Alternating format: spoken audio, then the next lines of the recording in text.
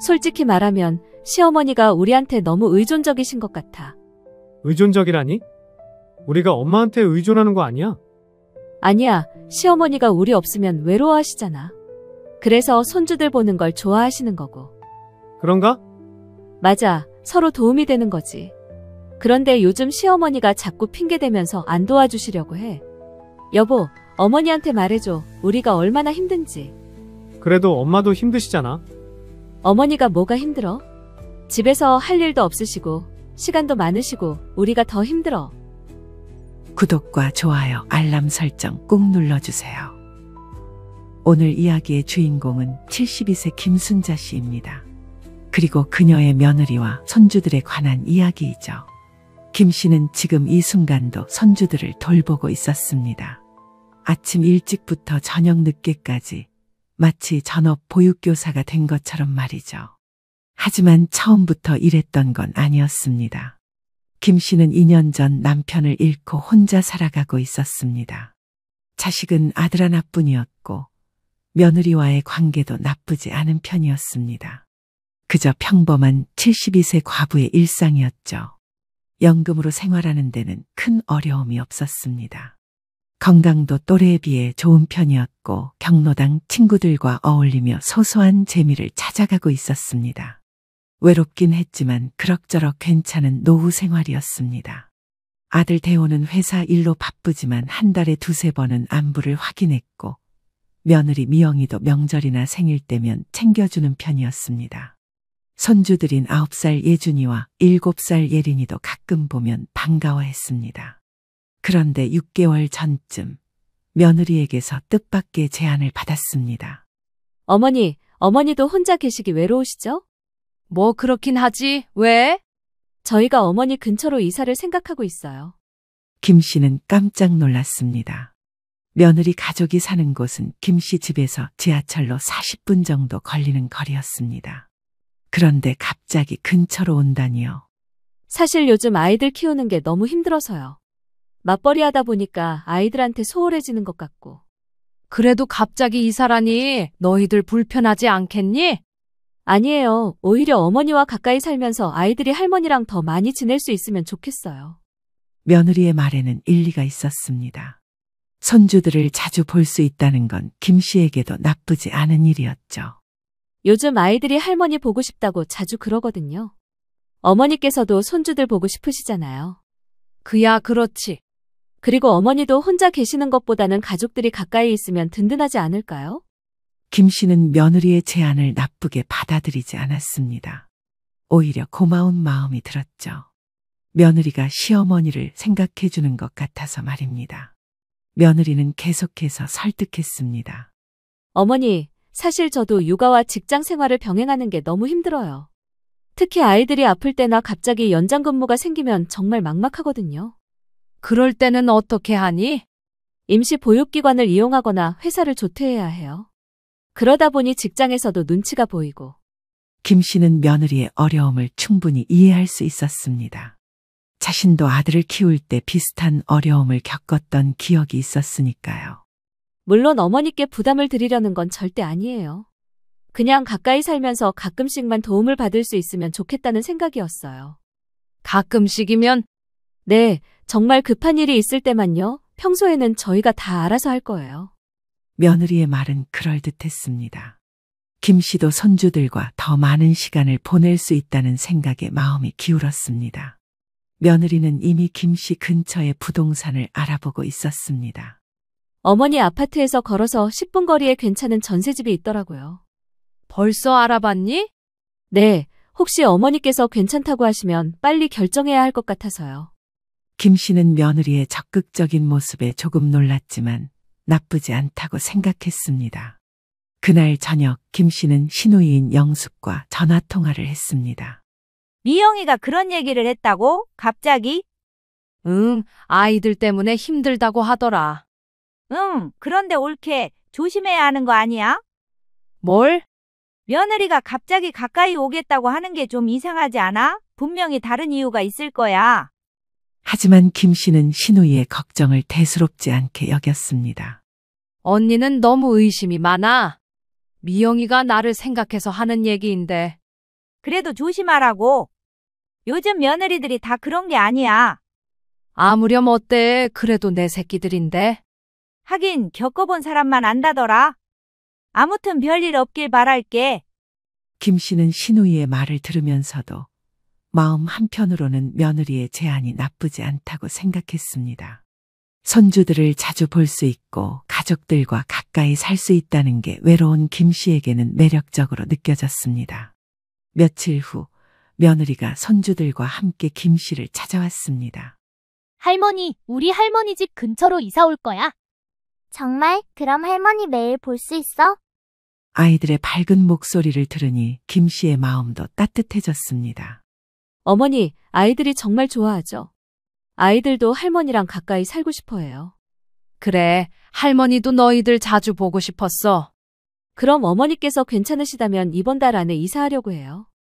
김 씨는 결국 며느리의 제안을 받아들이기로 했습니다.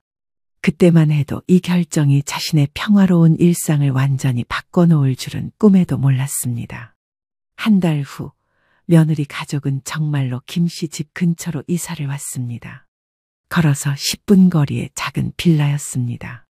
김 씨와 며느리 미영의 관계는 처음부터 나쁘지 않았습니다. 아들 태호가 미영과 결혼한 지도 벌써 10년이 되었죠. 그동안 큰 갈등 없이 지내왔습니다. 미영은 원래 조용하고 예의 바른 성격이었습니다. 시어머니에게도 존댓말을 잘했고 명절이나 생일 때는 빠지지 않고 선물을 준비했습니다. 김 씨도 그런 며느리가 고마웠죠.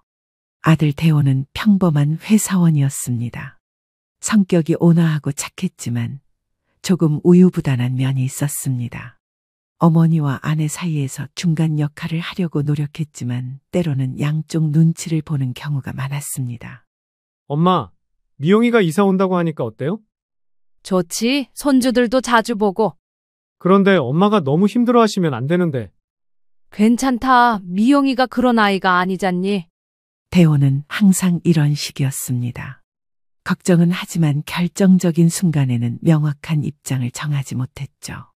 김 씨에게는 시누이 영숙이 있었습니다. 남편의 누나로 김 씨보다 3살 많은 75세였습니다. 영숙은 평생 서울에서 살았고 세상 돌아가는 일에 밝았습니다. 영숙은 김 씨와 자주 만났습니다. 일주일에 한 번은 만나서 차도 마시고 이런저런 얘기를 나눴죠. 영숙은 직설적인 성격이라 할 말은 다 하는 편이었습니다. 옳게, 요즘 며느리들이 어떤지 알아? 응? 시어머니를 공짜 도우미로 생각하는 경우가 많다고. 미영이는 그런 애가 아니야. 지금은 몰라도 나중에 어떻게 될지 모르잖아. 영숙은 이미 여러 친구들로부터 비슷한 이야기를 들었습니다. 며느리가 가까이 이사와서 시어머니에게 아이를 맡기고 나중에는 당연한 일처럼 여기게 된다는 이야기 말이죠. 김 씨에게는 경로당 친구들도 있었습니다. 그 중에서도 정순과는 특히 가까웠습니다. 정순은 70세로 김 씨와 비슷한 환경이었습니다.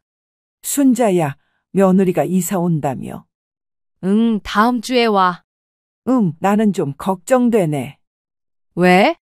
우리 앞집 할머니 있잖아. 그분도 며느리가 가까이 와서 처음엔 좋아했거든. 그런데 지금은 정수는 걱정스러운 표정으로 말을 이었습니다. 지금은 완전히 애 봐주는 할머니가 됐어. 아침부터 저녁까지. 우리 미영이는 그렇지 않을 거야. 그런 말 다들 하지, 처음에는. 하지만 김 씨는 친구들의 걱정을 크게 개의치 않았습니다.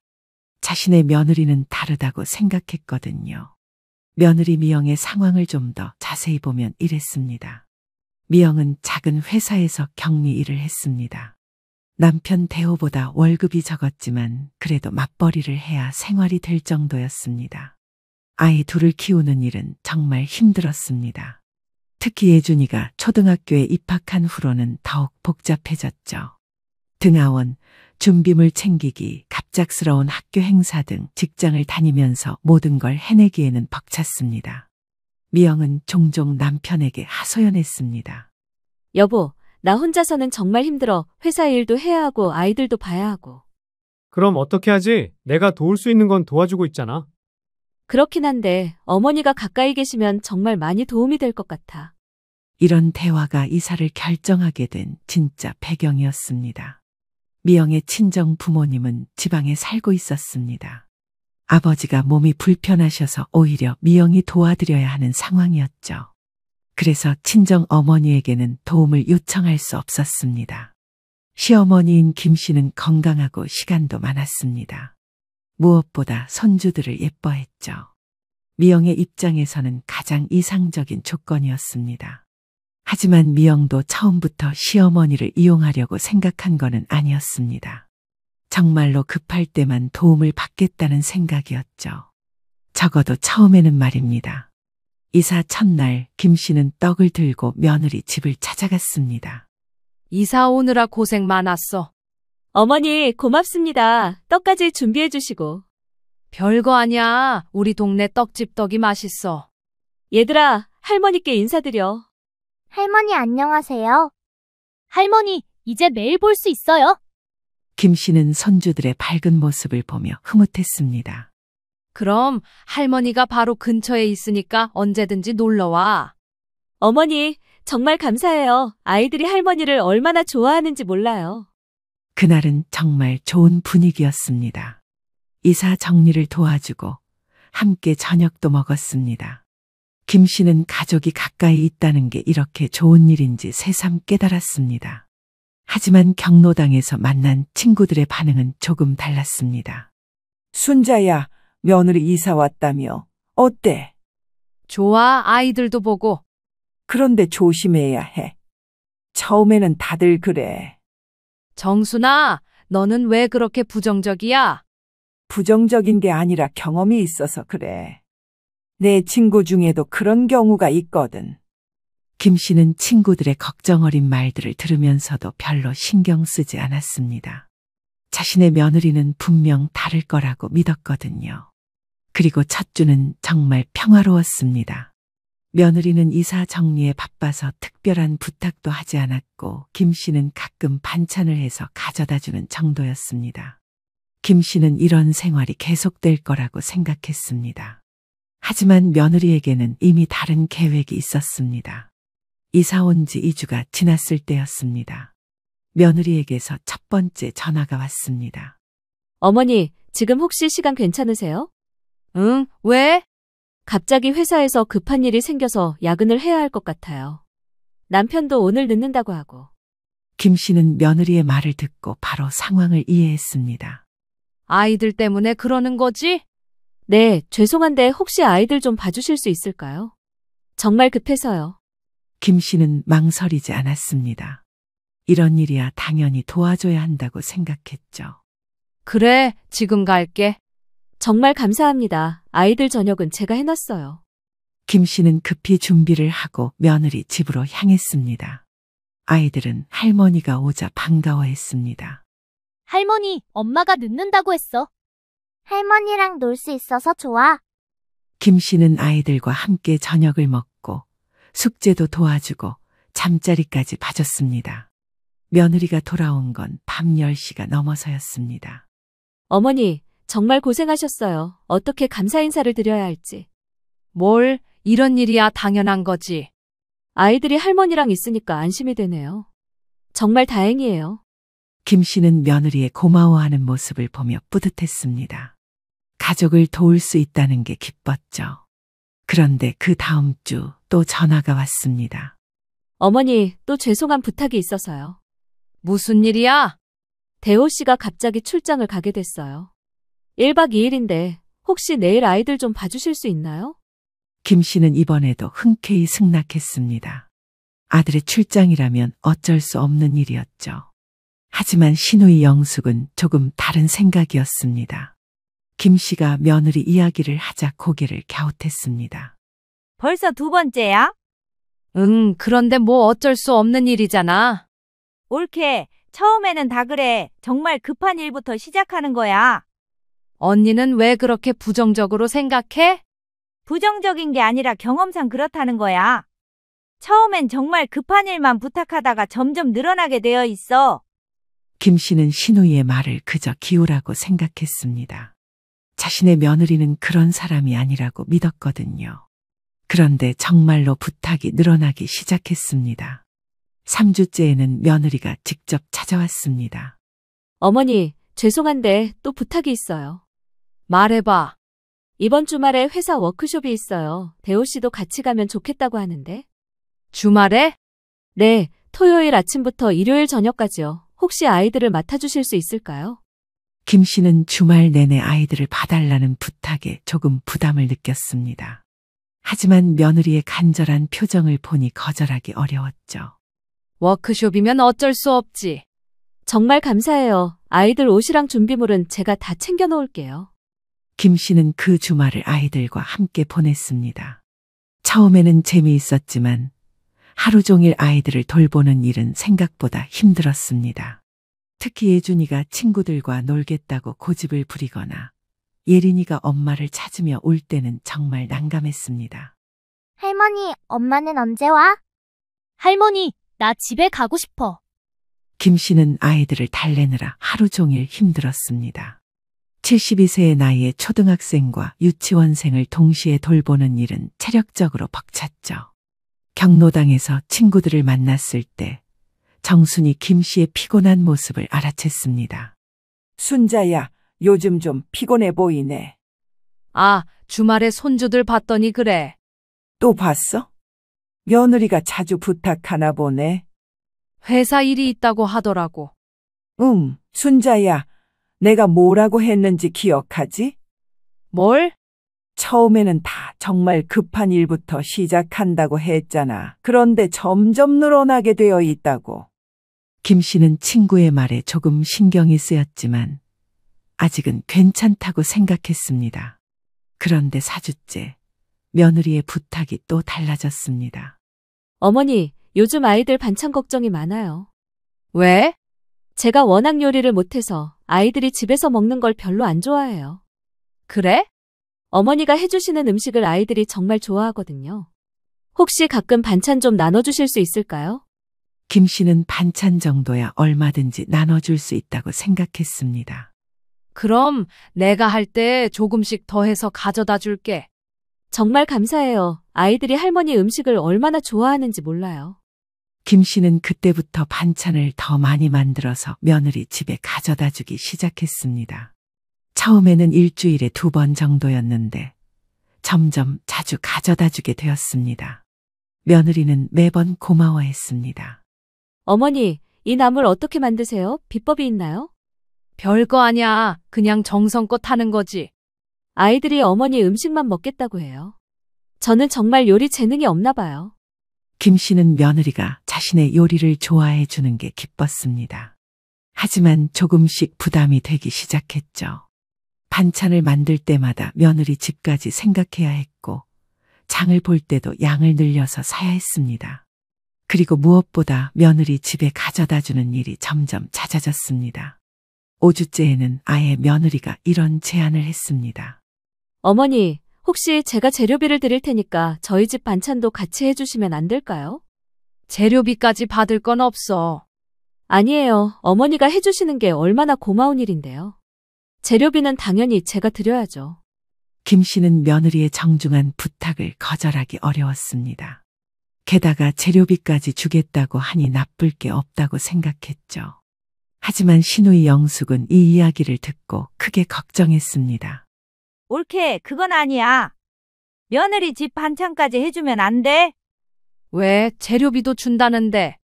재료비 문제가 아니야. 일단 시작하면 끝이 없어. 나중에는 당연한 일로 여기게 돼. 그래도 손주들이 좋아하는데. 손주들 핑계대지 마. 며느리가 편하려고 하는 거야. 하지만 김 씨는 여전히 시누이의 걱정을 대수롭지 않게 여겼습니다. 가족끼리 이 정도 도움은 당연하다고 생각했거든요. 그런데 며느리의 부탁은 여기서 끝나지 않았습니다. 이사 온 지 2달이 지나자 며느리의 부탁은 이제 일상이 되어버렸습니다. 김 씨의 하루는 완전히 달라져 있었죠. 아침 7시 김 씨의 휴대폰이 울렸습니다. 어머니, 죄송해요. 예준이가 갑자기 열이 나서 학교를 못 가게 됐어요. 아이고, 많이 아파? 38도 정도 나와요. 그런데 저는 오늘 중요한 회의가 있어서 혹시 와서 봐주실 수 있나요? 김 씨는 이미 이런 전화에 익숙해져 있었습니다. 거절할 생각도 없었죠. 그래, 지금 갈게. 약은 먹였어? 네, 해열제 먹였어요. 정말 감사해요. 김 씨는 급히 준비를 하고 며느리 집으로 향했습니다. 예준이는 소파에 누워서 힘없이 텔레비전을 보고 있었습니다. 우리 예준이 어디가 아파? 할머니, 머리가 아파요. 김 씨는 하루 종일 아픈 예준이를 돌봤습니다. 죽을 끓여주고, 열을 재고, 약도 먹이고. 며느리가 돌아온 건 저녁 7시였습니다. 어머니, 정말 고생하셨어요. 예준이 어때요? 많이 나아졌어. 열도 내렸고. 다행이에요. 어머니가 아니었으면 어떻게 했을지. 이런 일이 일주일에 2~3번은 생겼습니다. 더욱 문제가 된 건 며느리의 요구가 점점 늘어났다는 점이었습니다. 이제는 급하지 않은 일에도 김 씨를 불렀죠. 어느 토요일 오후 며느리가 전화를 했습니다. 어머니, 오늘 저녁에 남편 친구들이랑 만나기로 했는데 아이들 좀 봐주실 수 있나요? 친구들이랑? 네, 오랜만에 만나는 거라서요. 아이들 데리고 가기는 좀 그렇고. 김 씨는 조금 당황했습니다. 급한 일도 아닌데 아이들을 맡겨달라는 건 처음이었거든요. 그럼 몇 시까지? 늦어도 10시 전에는 올게요. 아이들 저녁도 해놨어요. 김 씨는 별 수 없이 승낙했습니다. 하지만 마음 한편으로는 조금 부담스러웠죠. 그날 저녁 김 씨는 아이들과 함께 시간을 보냈습니다. 처음에는 재미있었지만 시간이 지날수록 피곤해졌습니다. 할머니, 엄마는 언제 와? 할머니, 나 심심해. 아이들도 엄마가 없으니 계속 보채기 시작했습니다. 김 씨는 아이들을 달래느라 힘들었죠. 며느리가 돌아온 건 밤 11시가 넘어서였습니다. 어머니, 죄송해요. 시간이 좀 늦어졌네요. 아이들이 엄마를 많이 기다렸어. 죄송해요. 다음엔 더 일찍 올게요. 하지만 다음 주에도 비슷한 일이 반복됐습니다. 이번에는 며느리 친구들과 만나겠다고 했죠. 김 씨의 개인 시간은 점점 줄어들었습니다. 경로당에 가는 것도 며느리 일정을 확인하고 가야 했고 친구들과의 약속도 자주 취소해야 했습니다. 어느 날 시누이 영숙이 김 씨 집을 찾아왔습니다. 옳게, 요즘 얼굴을 보기 힘드네. 미영이가 자꾸 부탁해서. 또 이번엔 무슨 일이야? 그냥 이런저런 일들이 있어. 솔직히 말해봐. 힘들지? 김 씨는 잠시 망설였습니다. 힘들긴 했지만 가족 일인데 뭐라고 할 수도 없었거든요. 조금 그래도 손주들 일인데 뭐. 손주들 일이라고 해서 네가 다 떠안을 필요는 없어. 며느리가 너무 의존하는 거 아니야? 그런 건 아닌 것 같은데. 냉정하게 생각해봐. 며느리가 올케를 어떻게 생각하고 있는 것 같아? 김 씨는 시누이의 말에 조금 생각해 볼 필요가 있다고 느꼈습니다. 며칠 후 더 충격적인 일이 있었습니다. 며느리가 갑자기 김 씨에게 집안일까지 부탁한 거였습니다.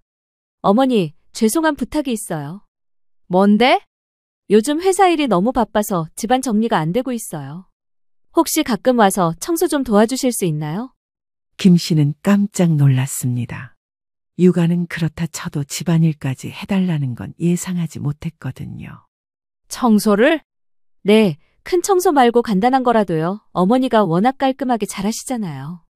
그게 물론 부담스러우시면 안 하셔도 돼요. 그냥 여쭤본 거예요. 며느리는 이렇게 말했지만 목소리에는 기대감이 가득했습니다. 김 씨는 거절하기 어려운 분위기를 느꼈죠. 그럼 가끔씩은? 정말 감사해요. 일주일에 한 번만 와주셔도 정말 큰 도움이 될 거예요. 김 씨는 그렇게 며느리 집 청소까지 맡게 되었습니다. 일주일에 한 번이라고 했지만 며느리는 점점 자주 부탁했죠. 빨래도 도와달라고 하고 화장실 청소도 부탁하고 김 씨는 어느새 며느리 집의 가정부가 된 것 같았습니다. 경로당 친구들이 김 씨의 변화를 알아챘습니다. 순자야, 요즘 많이 바빠 보이네. 응? 며느리 일 때문이지. 내가 뭐라고 했는지 기억하지? 알아. 이제라도 선을 그어야 해. 안 그러면 나중에 더 힘들어져. 하지만 김 씨는 이미 며느리의 요구를 거절하기 어려운 상황이 되어 있었습니다. 며느리도 이제는 김 씨의 도움을 당연하게 여기는 것 같았죠. 어느 날 김 씨가 허리가 아파서 며느리에게 말했습니다. 미영아, 오늘은 허리가 너무 아파서. 어머니, 그러시면 안 되는데요. 오늘 정말 중요한 미팅이 있어서 아이들을 못 봐요. 그래도 어머니가 안 도와주시면 정말 큰일 나요. 제발 부탁드려요. 며느리는 김 씨의 건강보다 자신의 일정이 더 중요한 것처럼 말했습니다. 김 씨는 그 순간 뭔가 잘못되었다는 걸 느꼈죠. 그날 밤 김 씨는 혼자 생각에 잠겼습니다. 자신이 며느리의 편의를 위한 도구가 된 것 같았거든요. 시누이 영숙의 말이 맞았습니다. 처음에는 정말 급한 일만 부탁하더니 이제는 며느리의 모든 불편함을 김 씨가 해결해 주어야 하는 상황이 된 거였습니다. 이사 온 지 석 달째 김 씨에게 결정적인 사건이 벌어졌습니다. 그날은 김 씨가 오랜만에 시누이 영숙과 함께 백화점에 가기로 한 날이었습니다. 아침 일찍 영숙에게서 전화가 왔습니다. 오늘 10시에 백화점에서 만나기로 했지? 응, 언니, 오랜만에 나가는 거라 기대된다. 나도 그래. 점심도 맛있는 거 먹자. 김 씨는 오랜만에 외출해 설레는 마음으로 옷을 고르고 있었습니다. 그런데 9시가 조금 넘어서 며느리에게서 전화가 왔습니다. 어머니, 지금 시간 괜찮으세요? 응, 왜? 나 잠시 뒤에 나가야 하는데. 어디 가세요? 언니랑 백화점에 가기로 했어. 아, 그러시구나. 그런데 어머니, 오늘 정말 급한 일이 생겼어요. 김 씨는 며느리의 목소리에서 뭔가 중요한 일이 있다는 걸 느꼈습니다. 무슨 일인데? 갑자기 회사에서 중요한 프레젠테이션을 하게 됐는데 자료 준비를 못 끝냈어요. 오늘 하루 종일 회사에 있어야 할 것 같아요. 그럼 아이들은? 그게 대호 씨도 오늘 중요한 회의가 있어서 못 봐요. 어머니께서 봐주실 수밖에 없을 것 같아요. 김 씨는 잠시 망설였습니다. 오랜만에 시누이와 약속을 잡았는데 또 취소해야 하나 싶었거든요. 그런데 나 언니랑 약속이? 어머니, 정말 급해요. 이 프레젠테이션이 제 승진과 직결된 일이에요. 제발 도와주세요. 며느리의 간절한 목소리를 들으니 김 씨는 거절하기 어려웠습니다. 그럼 언니한테 연락해서 다음에 만나자고 해야겠네. 정말 감사해요. 어머니가 아니면 정말 큰일 날 뻔했어요.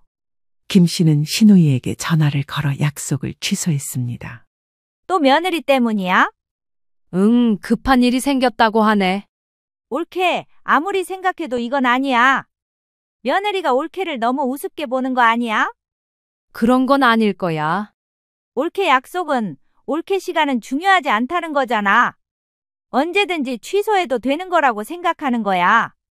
시누이의 말이 마음에 걸렸지만 김 씨는 이미 며느리에게 약속했기 때문에 어쩔 수 없었습니다.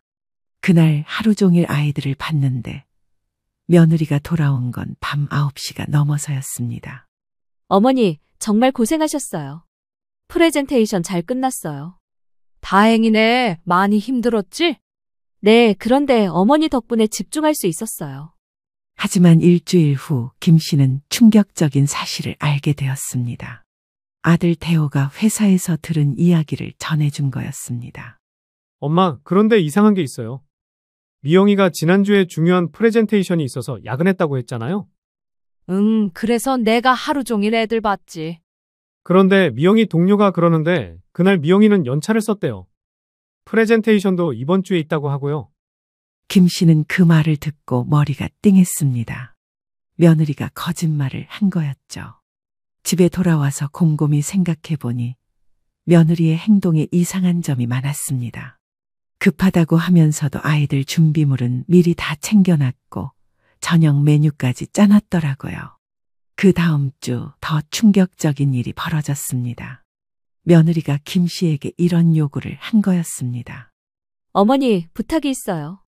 뭔데? 저희 집 열쇠를 어머니께 드릴까 해서요. 열쇠를?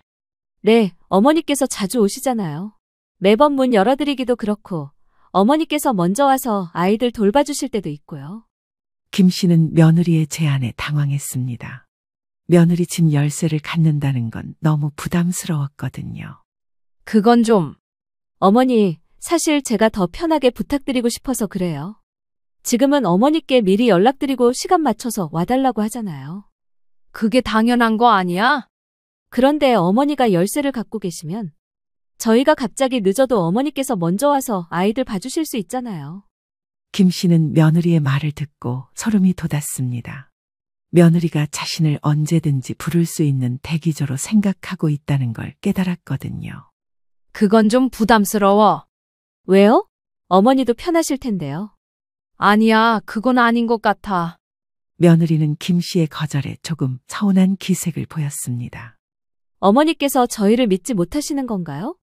그런 게 아니라. 그럼 뭐가 문제예요? 가족끼리인데. 며느리는 김 씨가 거절하는 이유를 이해하지 못하는 것 같았습니다. 오히려 김 씨가 이상하다는 식으로 말했죠. 그날 밤 김 씨는 아들 대호에게 전화를 했습니다. 대호야, 미영이가 너희 집 열쇠를 나한테 주려고 하는데 아, 그 얘기요? 미영이가 말하더라고요. 너는 어떻게 생각해? 글쎄요, 엄마가 편하시면 받으셔도 되는 거 아닌가요? 나는 좀 부담스러워. 그러시면 안 받으셔도 되죠. 그런데 엄마, 미영이가 요즘 엄마 때문에 많이 의지하고 있어요. 김 씨는 아들의 말에서도 뭔가 잘못된 걸 느꼈습니다. 며느리가 자신에게 의지하는 게 아니라 의존하고 있다는 생각이 들었거든요. 며칠 후 며느리는 다른 방식으로 김 씨를 압박했습니다. 어머니, 아이들이 할머니 집에서 자고 싶다고 해요. 우리 집에서? 네, 할머니랑 같이 자면 재미있을 것 같다고 하네요. 가끔씩이면. 그런데 제가 생각해보니까 아이들이 어머니 집에서 자면 저희도 좀 늦게 들어갈 수 있을 것 같아요. 늦게? 네, 가끔 대호 씨랑 둘이 시간을 보내고 싶을 때가 있거든요. 아이들 때문에 그동안 못했던 일들도 하고요. 김 씨는 며느리의 진짜 의도를 알 수 있었습니다. 아이들을 김 씨에게 맡기고 자신들은 자유시간을 갖겠다는 거였죠. 그건 좀 힘들 것 같아. 왜요? 아이들도 좋아하는데요. 나이가 있다 보니까 밤에 아이들까지 보기는. 어머니, 그럼 낮에는 봐주시면서 밤에는 안 된다는 거예요? 며느리의 말투가 조금 날카로워졌습니다. 김 씨는 며느리가 자신의 거절을 못마땅해 한다는 걸 느꼈죠. 솔직히 말씀드리면 어머니께서 아이들을 정말 예뻐하신다고 생각했는데. 예뻐하지. 그럼 왜 같이 있는 시간을 늘리는 걸 싫어하세요? 며느리는 김 씨가 손주들을 사랑하지 않는다는 식으로 몰아갔습니다. 김 씨는 그 순간 정말 화가 났습니다. 내가 언제 싫어한다고 했니? 그럼 뭐가 문제예요? 다른 할머니들은 손주들이랑 같이 있는 걸 좋아하던데요. 김 씨는 며느리가 자신을 다른 할머니들과 비교하는 것도 기분 나빴습니다. 마치 자신이 정상적이지 않은 할머니라는 식으로 말하는 것 같았거든요. 그날 밤 김 씨는 잠을 이루지 못했습니다. 며느리의 요구가 점점 도를 넘고 있다는 생각이 들었거든요. 이제는 김 씨의 생활을 완전히 통제하려 한다는 느낌까지 들었습니다. 며느리와의 갈등이 심해진 후 김 씨의 몸에 이상 신호가 나타나기 시작했습니다. 혈압이 올라가고 밤에 잠도 제대로 못 자고 어깨와 허리가 계속 아팠습니다. 어느 날 아침 김 씨는 어지러움을 느끼며 겨우 일어났습니다. 거울을 보니 얼굴이 많이 수척해져 있었죠. 그런데도 며느리에게서는 변함없이 전화가 왔습니다. 어머니, 오늘 예린이 학예회가 있는데 저는 못 가겠어요. 대신 가주실 수 있나요? 나는 오늘 몸이 좀. 어머니, 예린이가 얼마나 기대하고 있는지 아세요? 할머니라도 가주셔야 해요. 김 씨는 아픈 몸을 이끌고 손녀의 학예회에 갔습니다. 다른 할머니들과 앉아 있으면서도 마음이 편하지 않았죠. 학예회가 끝난 후 다른 할머니 한 분이 김 씨에게 말을 걸었습니다. 할머니, 많이 피곤해 보이시네요. 괜찮으세요? 아, 네, 요즘 좀 바빠서요. 손주 보느라 힘드시죠? 저도 그래요. 요즘 젊은 부모들이 할머니한테 너무 의존하는 경우가 많아요. 그 할머니의 말이 김 씨의 마음에 깊이 와닿았습니다. 저는 일주일에 이틀만 봐줘요. 그 이상은 제가 감당이 안 되더라고요. 일주일에 이틀만요? 네, 처음에는 며느리가 매일 맡기려고 했는데 제가 선을 그었어요. 우리도 우리 생활이 있잖아요. 김 씨는 그 할머니의 말을 들으며 자신의 상황을 돌아봤습니다. 자신은 며느리에게 선을 그어본 적이 한 번도 없었죠. 집에 돌아온 김 씨는 거울을 보며 한숨을 쉬었습니다. 3개월 전의 자신과는 완전히 다른 모습이었습니다. 생기도 없고 웃음도 사라져 있었죠. 그때 시누이 영숙이 찾아왔습니다. 어머, 올케 얼굴이 왜 이래? 많이 아파 보이네. 언니, 제대로 밥도 못 먹고 있는 거 아니야? 살도 많이 빠졌네. 김 씨는 시누이를 보자 눈물이 났습니다. 그동안 억지로 참고 있던 감정이 터져나왔죠. 언니, 나 정말 힘들어. 뭐가 힘들어? 말해봐. 미영이가 나를 너무. 김 씨는 울먹이면서 그동안 있었던 일들을 털어놨습니다. 거짓말 당한 일, 집 열쇠 준다는 일, 밤에도 아이들을 맡기려 한 일까지. 그 정도였어? 올케, 이건 정말 심각한 문제야. 나도 알아. 그런데 어떻게 해야 할지 모르겠어. 일단 병원부터 가자. 건강이 먼저야.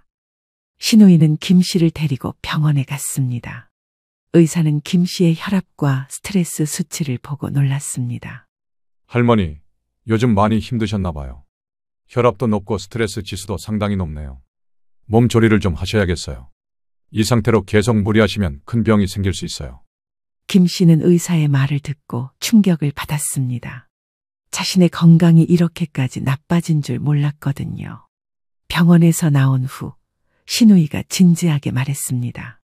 이제 정말 결정해야 해. 네 건강이 이 정도인데 언제까지 며느리 눈치 볼 거야? 그래도 손주들 생각하면. 손주들이 뭔 잘못이야? 잘못은 며느리가 하는 거지. 네가 쓰러지면 손주들한테도 안 좋은 거야. 그렇긴 하지만. 냉정하게 생각해봐. 며느리가 너를 어떻게 대하고 있는지. 김 씨는 시누이의 말을 곰곰이 생각해 봤습니다. 그날 저녁 경로당 친구 정순이 김 씨 집을 찾아왔습니다. 순자야, 요즘 경로당에도 안 나오고 어떻게 지내는지 궁금해서 왔어. 정순아, 어머, 얼굴이 왜 이래? 많이 아픈 거 아니야? 사람 얼굴이 반쪽이 됐네. 김 씨는 정순에게도 그동안의 사정을 이야기했습니다. 아이고, 내가 뭐라고 했는지 기억하지? 처음에 조심하라고 했잖아. 알아. 네 말이 맞았어. 순자야, 나도 비슷한 경험이 있어서 하는 말인데, 이런 일은 빨리 정리하지 않으면 더 큰 문제가 돼. 어떻게? 내 친구 중에 정말 똑같은 상황을 겪은 사람이 있거든. 며느리가 시어머니를 완전히 무료 보육교사로 부린 거야. 정수는 자세한 이야기를 들려줬습니다. 그 친구는 결국 당뇨까지 생겼어. 스트레스 때문에. 그런데도 며느리는 신경 안 쓰고 계속 애만 맡기더라고. 그래서 어떻게 됐어? 결국 그 친구가 병원에 입원하고 나서야 며느리가 정신 차렸어. 그런데 그때는 이미 늦었지. 관계가 완전히 틀어져 버렸거든. 김 씨는 정순의 이야기를 들으며 자신의 미래를 보는 것 같았습니다. 순자야, 지금이라도 늦지 않았어. 확실하게 선을 그어야 해. 그런데 어떻게 말해야 할지. 솔직하게 말하면 돼. 네 건강도 안 좋고 너무 힘들다고. 그럼 미영이가 서운해할 텐데. 서운해하게 놔둬. 네가 쓰러지는 게 더 큰 문제야. 정순이 돌아간 후 김 씨는 혼자 앉아서 깊이 생각했습니다. 그동안 자신이 너무 착하게만 살려고 했던 건 아닌지, 며느리의 요구를 모두 들어주는 게 정말 옳은 일인지. 그때 아들 대호가 찾아왔습니다. 엄마, 안녕하세요. 얼굴이 많이 피곤해 보이시네요. 대호야, 앉아. 엄마, 요즘 우리 때문에 너무 힘드신 거 아니에요? 김 씨는 아들이 먼저 그런 말을 해서 조금 놀랐습니다. 왜 갑자기 그런 말을 하니? 미영이가 그러는데 엄마가 요즘 좀 힘들어 하신다고 하더라고요. 미영이가? 네, 그런데 엄마께서 힘드시면 언제든지 말씀하세요. 우리가 다른 방법을 찾아볼게요. 김 씨는 아들의 말을 듣고 조금 안도했습니다. 적어도 아들은 자신의 상황을 이해하고 있는 것 같았거든요. 대호야, 솔직히 말하면 좀 힘들어. 그러실 것 같았어요. 미영이한테 말해볼게요. 고마워. 하지만 김 씨는 아들의 말만으로는 근본적인 해결이 어렵다는 걸 알고 있었습니다. 며느리의 태도가 바뀌지 않는 한 이런 상황은 계속될 거였거든요. 그날 밤 김 씨는 오랜만에 자신만을 위한 시간을 가졌습니다. 차를 한 잔 마시며 앞으로 어떻게 살아야 할지 진지하게 고민했죠. 김 씨가 병원에서 돌아온 지 일주일 후 충격적인 사건이 벌어졌습니다. 김 씨가 우연히 며느리의 진짜 속마음을 엿듣게 된 거였죠.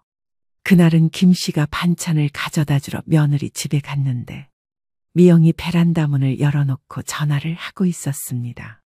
응, 정말 편해. 시어머니가 거의 매일 와서 애들 봐주고 집안일까지 해주니까. 김 씨는 그 말을 듣고 손을 멈췄습니다. 아니야, 돈은 한 푼도 안 들어. 시어머니가 다 알아서 해주셔. 나는 진짜 운이 좋은 것 같아. 다른 사람들은 베이비시터 쓴다고 한 달에 100만 원씩 나간다는데 나는 공짜잖아. 김 씨는 며느리의 말을 듣고 온몸이 떨렸습니다. 자신을 공짜 베이비시터라고 표현하다니요. 솔직히 처음에는 좀 미안했어. 그런데 시어머니가 좋아하시는 것 같더라고. 외로우시니까 손주들 보는 게 좋으신 것 같아. 그래서 나는 양심의 가책도 별로 없어. 서로 윈윈 아니야? 김 씨는 며느리가 자신의 희생을 서로 좋은 일이라고 포장하는 걸 듣고 기가 막혔습니다. 아, 그리고 요즘 시어머니가 좀 힘들어하시는 것 같긴 해. 그런데 어쩌겠어. 우리도 살아야 하는데 조금만 더 참아달라고 해야지. 애들이 좀 더 크면 괜찮을 거야. 김 씨는 더 이상 듣기가 힘들어서 조용히 며느리 집을 나왔습니다. 집으로 돌아오는 길에 눈물이 계속 났죠. 집에 도착해서 김 씨는 시누이에게 전화를 했습니다. 언니, 나 지금 정말 화가 나? 왜? 무슨 일이야? 미영이가 친구한테 전화하는 걸 들었는데. 김 씨는 시누이에게 들은 내용을 그대로 전했습니다. 뭐라고? 공짜 베이비시터라고 했다고? 응, 그리고 나는 외로워서 좋아한다고. 아, 정말 기가 막히네. 이제 정말 각오 단단히 해야겠어. 어떻게? 며느리한테 똑똑히 말해줘야지. 네가 공짜 도우미가 아니라는 걸. 하지만 더 충격적인 건 그 다음에 있었습니다. 이틀 후 김 씨가 감기에 걸려서 며느리에게 오늘은 아이들을 볼 수 없다고 연락했습니다. 미영아, 미안한데 오늘은 감기가 심해서 아이들 못 볼 것 같아. 어머니, 그러시면 안 되는데요. 오늘 정말 중요한 미팅이 있어서. 그래도 감기 옮으면 안 되잖아. 그럼 어떻게 해요? 저 정말 곤란해요. 김 씨는 며느리가 자신의 건강보다 자기 일정을 더 중요하게 여긴다는 걸 또 한 번 확인했습니다. 그날 오후 김 씨는 열이 나서 누워 있었는데 아들과 며느리가 자기 집 앞에서 대화하는 소리가 들렸습니다.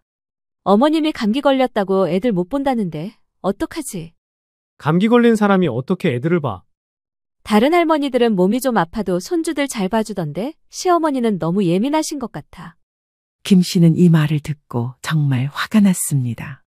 자신을 다른 할머니들과 비교하면서 예민하다고 하다니요. 솔직히 말하면 시어머니가 우리한테 너무 의존적이신 것 같아. 의존적이라니? 우리가 엄마한테 의존하는 거 아니야? 아니야, 시어머니가 우리 없으면 외로워하시잖아. 그래서 손주들 보는 걸 좋아하시는 거고. 그런가? 맞아, 서로 도움이 되는 거지. 그런데 요즘 시어머니가 자꾸 핑계대면서 안 도와주시려고 해. 김 씨는 며느리가 아들까지 자기 편으로 만들려고 한다는 걸 깨달았습니다. 여보, 어머니한테 말해줘. 우리가 얼마나 힘든지. 그래도 엄마도 힘드시잖아. 어머니가 뭐가 힘들어? 집에서 할 일도 없으시고 시간도 많으시고 우리가 더 힘들어. 김 씨는 며느리가 자신의 상황을 완전히 무시하고 있다는 걸 알았습니다. 그날 저녁 정순이 김 씨를 찾아왔습니다. 순자야, 감기는 좀 어때?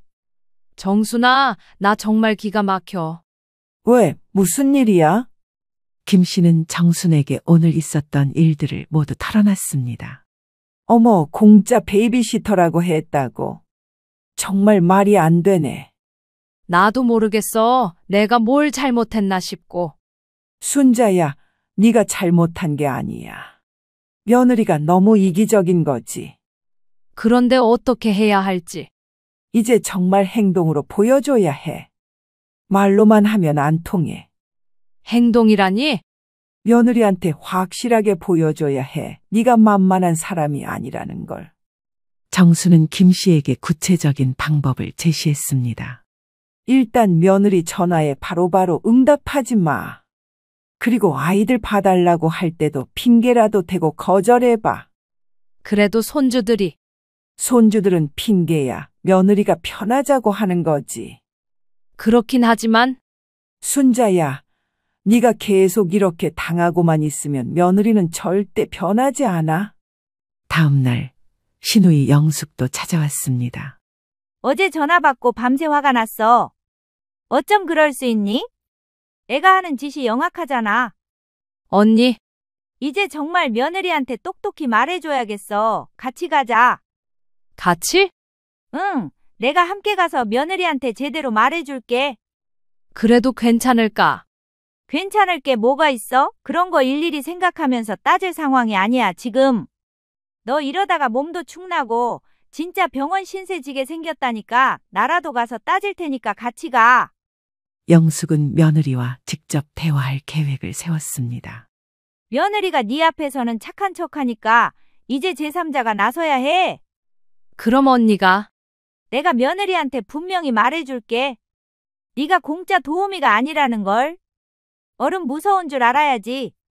내가 상관할 건 아니지만 이건 해도 너무하잖아. 지만 살자고 아주 시어머니를 잡아. 이게 말이나 되는 상황이야? 김 씨는 시누이와 친구의 지지를 받으며 드디어 며느리와 맞설 준비를 하기 시작했습니다. 드디어 결전의 날이 왔습니다. 며느리가 아이들을 데리고 김 씨에게 찾아왔거든요. 어머니, 오늘 갑자기 회식이 생겼어요. 아이들 좀 봐주실 수 있나요? 평소 같으면 바로 승낙했겠지만 이번에는 달랐습니다. 오늘은 안 돼. 네, 왜요? 내가 바쁘거든. 어머니가 뭐가 바쁘세요? 집에 계시잖아요. 며느리의 말투에서 김 씨를 무시하는 기색이 역력했습니다. 김 씨는 이제 더 이상 참을 수 없었죠. 미영아, 우리 한번 제대로 얘기하자. 무슨 얘기요? 네가 나를 어떻게 생각하고 있는지 다 알고 있어. 무슨 말씀이세요? 공짜 베이비시터라고 했지. 너 친구한테. 며느리는 깜짝 놀라며 말을 못했습니다. 그건. 그리고 내가 외로워서 좋아한다고도 했고. 서로 윈윈이라고도 했지. 어머니, 그게 아니라. 아니긴 뭐가 아니야. 네가 한 말이잖아. 김 씨의 단호한 목소리에 며느리는 당황했습니다. 그리고 내가 예민하다고? 다른 할머니들은 아파도 손주 본다고? 어머니, 오해가 있으신 것 같은데. 오해가 아니야. 내가 직접 들었거든. 그때 시누이 영숙이 김 씨 집에 도착했습니다. 미리 약속한 대로였죠. 미영아, 고모님, 안녕하세요. 네 시엄마가 너 때문에 많이 힘들어하던데? 저희 때문에요? 그래, 네가 내 올케를 뭘로 아는지 모르겠지만 공짜 도우미가 아니야. 시어머니지. 며느리는 시누이까지 나서자 완전히 당황했습니다. 그런 생각 한 적 없어요. 없긴 뭐가 없어? 다 들었다고 하잖아. 미영아, 이제 정말 솔직하게 말하자. 너는 나를 어떻게 생각하고 있어? 어머니를 가족으로 생각하죠. 가족이면 가족다워야지. 내 건강은 신경도 안 쓰고 내 약속은 함부로 취소시키고 그게 가족이야. 그런 건 아니었는데. 그런 건 아니었다고? 그럼 뭐였어? 며느리는 할 말이 없었습니다. 미영아, 네 시어머니 72살이야. 이 나이에 매일 아이들 보고 집안일까지 하는 게 쉬운 일인 줄 아니? 죄송해요. 죄송하다고 해서 끝날 일이 아니야. 이제부터는 달라져야 해. 어떡해요? 일단 오늘부터 아이들은 못 봐줘. 네? 그럼 저희는 어떻게 해요? 너희가 알아서 해. 베이비시터를 쓰든지 어린이집을 보내든지. 어머니, 그러시면 안 되죠. 아이들이 할머니를 얼마나 좋아하는데요? 김 씨는 며느리가 또다시 아이들을 핑계로 자신을 조종하려 한다는 걸 알았습니다. 아이들이 좋아하는 건 알아. 그런데 나도 내 건강이 소중해. 그럼 가끔씩만이라도. 가끔이 며칠에 한 번이야? 일주일에 한 번? 한 달에 한 번? 그건 너는 가끔이라고 하면서 결국에는 매일 부탁하잖아. 그때 며느리가 눈물을 보이기 시작했습니다. 어머니, 저희가 이사 온 이유가 뭔지 아세요? 뭔데? 정말로 어머니와 가까이 살고 싶어서였어요. 외로우실까봐. 그런 소리 하지 마. 너는 나를 이용하려고 온 거잖아. 그런 게 아니에요. 그럼 뭐야? 내가 바보같이 다 해주니까 좋았던 거 아니야? 며느리는 더 이상 변명할 말이 없었습니다. 그때 아들 대호가 집에 들어왔습니다. 엄마, 무슨 일이에요? 목소리가 밖까지 다 들려요. 대호야, 너도 앉아. 이 얘기 너도 들어야 해. 무슨 얘기요? 네 아내가 나를 어떻게 생각하고 있는지. 김 씨는 아들에게도 그동안 있었던 일들을 모두 이야기했습니다. 미영아, 정말 그런 말을 했어? 여보, 엄마를 공짜 베이비시터라고 했다고? 며느리는 아들 앞에서도 할 말이 없었습니다. 그건 너무 심한 거 아니야? 여보, 그런 뜻이 아니었어. 그럼 무슨 뜻이었어? 엄마가 얼마나 고생하시는데? 아들이 김 씨 편을 들자 며느리는 완전히 궁지에 몰렸습니다. 대호야, 이제부터는 너희가 알아서 해. 나는 더 이상 못 도와줘. 엄마가 그러실 만하죠. 미영아, 우리가 너무 엄마한테 의존했어. 그럼 저희는 어떻게 살라고요? 다른 사람들은 다 어떻게 사는데 너만 특별한 줄 아니? 맞아. 요즘 젊은 부모들은 다 그렇게 살아. 시어머니한테만 의존하는 게 아니야. 그럼 아이들은 정말 못 보시는 거예요? 못 보는 게 아니야. 내가 원할 때, 내 건강이 허락할 때만 볼 거야. 그럼 언제요? 일주일에 한 번 미리 약속하고 그리고 집안일은 절대 안 해. 일주일에 한 번만요? 그것도 싫으면 아예 안 봐도 돼. 나는 상관없어. 며느리는 김 씨의 단호한 태도에 더 이상 어쩔 수 없다는 걸 깨달았습니다. 알겠어요. 그렇게 하죠. 그리고 하나 더, 나한테 거짓말하지 마. 급한 일이 아닌데 급하다고 하지도 말고. 네, 미영아, 앞으로는 네 시어머니를 좀 더 존중해 주도록 해. 공짜 도우미가 아니라 시어머니야. 네가 편하자고 사람 부려먹으려면 돈을 주고 도우미를 고용해야지.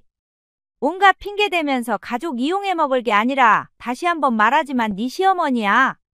죄송합니다. 미영아, 엄마한테 정말 죄송하다고 해.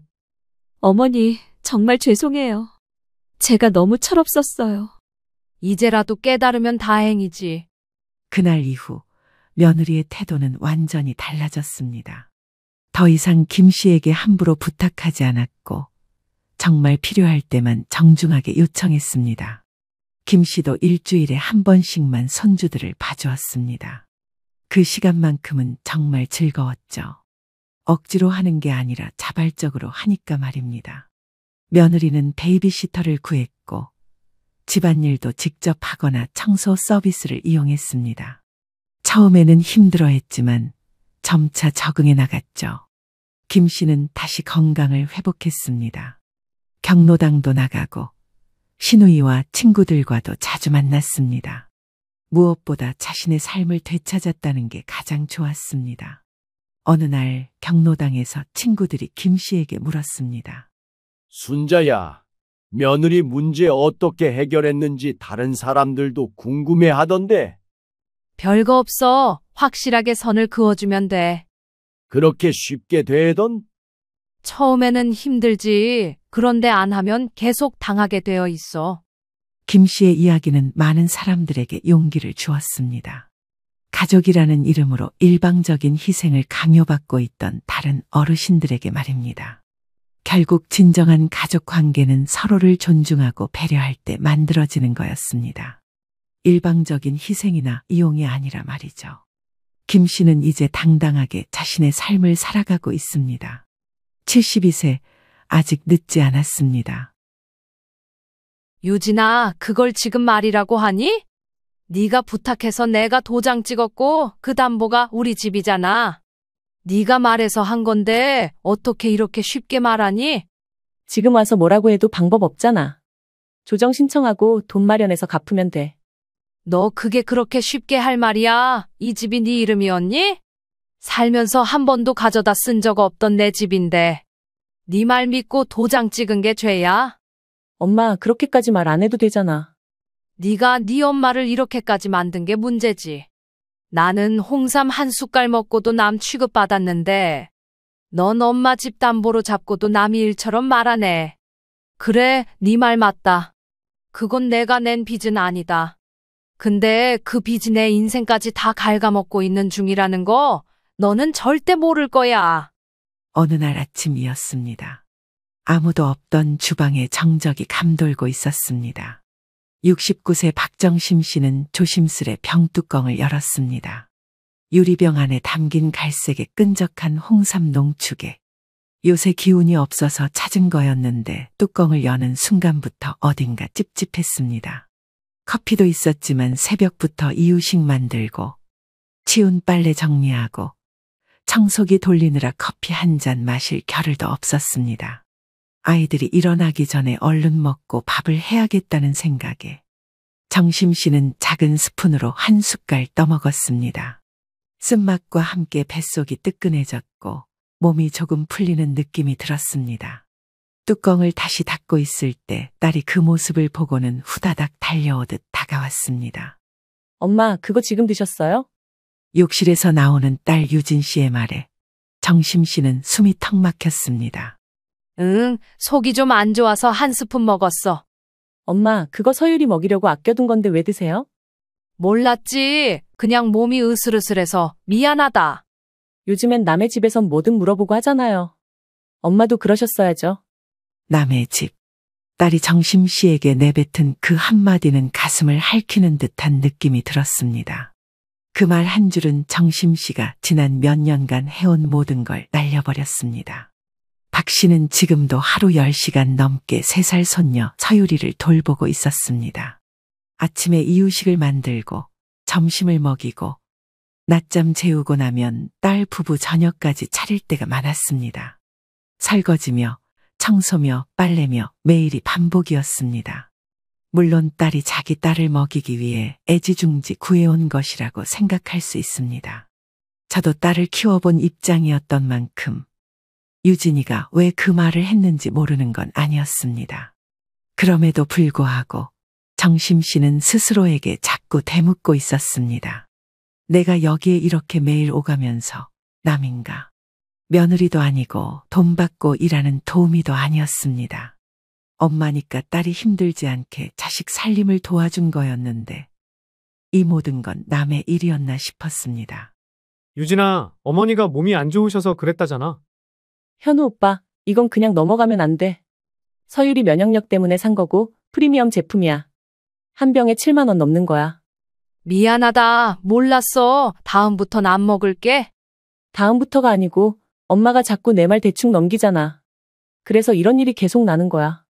박 씨는 딸 유진 씨의 말에 아무 말도 하지 못했습니다. 한참 동안 눈치를 보던 박 씨는 손녀 서율이 방으로 들어가 아이에게 옷을 입혔습니다.